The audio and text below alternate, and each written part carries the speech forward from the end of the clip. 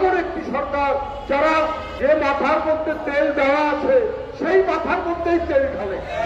এই সরকার তো জনগণের সরকার নয়, এই সরকার তো গরিব বন্ধক সরকার নয়, এই সরকার তো শিক্ষক কৃষক শ্রমিকের পক্ষের সরকার নয়।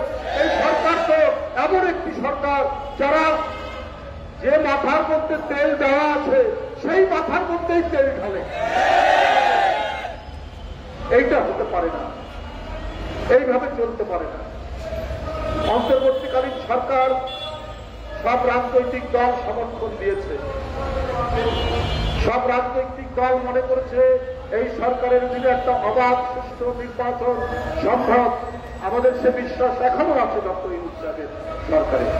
কিন্তু আপনার অন্যান্য উপদেষ্টারা জনগণের স্বার্থে জনগণের চিন্তার সাথে তাল মিলিয়ে তারা কাজ করছেন।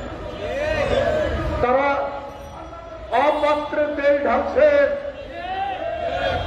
যার মাথা শূন্য, যার মাথায় তেল পড়ে না সেই মাথায় তেল দেন না।